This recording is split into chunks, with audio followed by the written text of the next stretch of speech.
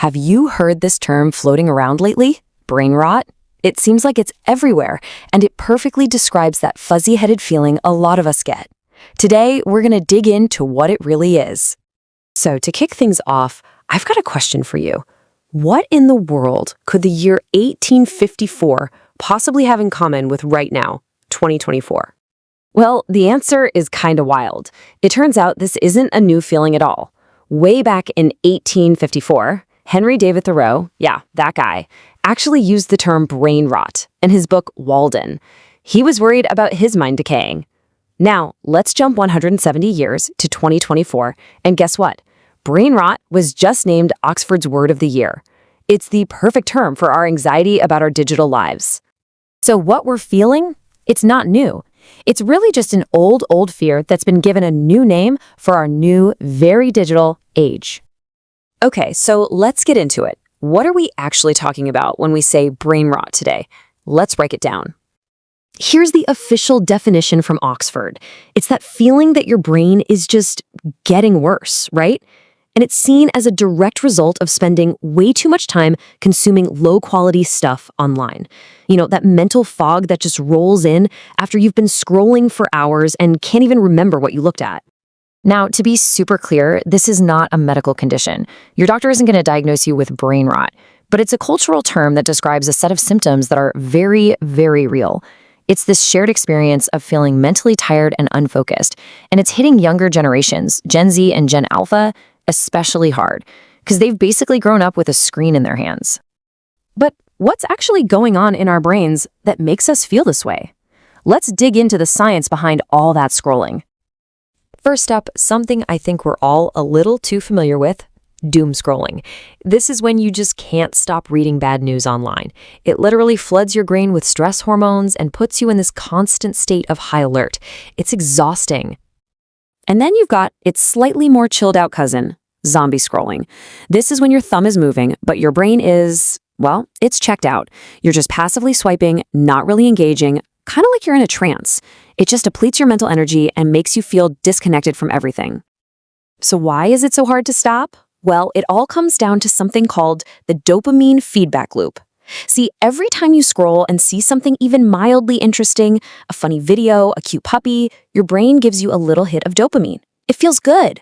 And just like a slot machine, your brain immediately wants another hit. So you keep scrolling and scrolling and scrolling, chasing that next little reward. And the end result of all this is what researchers call cognitive overload. Your brain is just being slammed with way too much information, and most of it is pretty low quality.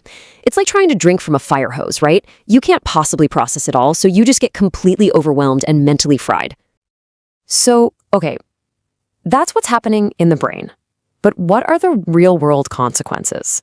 How does this overload actually affect how we think and feel? To give you a sense of the scale of this thing, just look at this number, 6.5 hours. According to the research, that's the average amount of time young adults spend online every single day. That's like working another full-time job every single week, just online.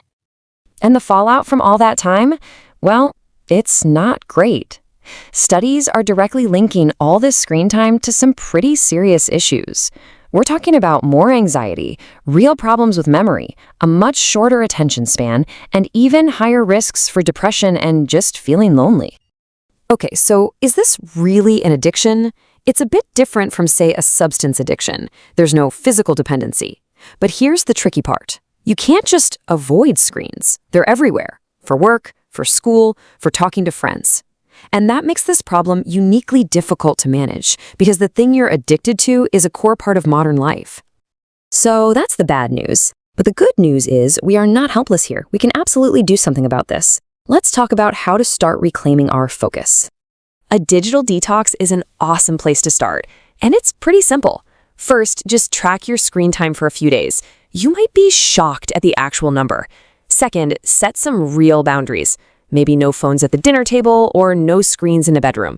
Third, and this one is key, be ruthless. Delete those apps that you know are just giant time sucks. And finally, you have to actually plan to do stuff offline that you enjoy. And beyond a detox, you can build up what I like to call your brain trust, a toolkit of healthy habits. This means taking control of your feeds and curating them to be inspiring, not draining. It means scheduling real, face-to-face time with people, screen-free. Pick up an analog hobby, something that uses your hands and your brain in a different way, like playing guitar or doing a puzzle.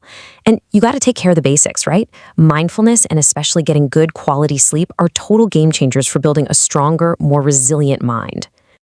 And that brings us right back to where we started, with old Henry David Thoreau. You know, the biggest takeaway from his book was that we should try to live simply and wisely. It's advice that's 170 years old, but man, it feels more important now than ever before. So I'll leave you with this final thought. We live in a world that has been meticulously, brilliantly designed to distract us. The question is, how are you going to choose to focus?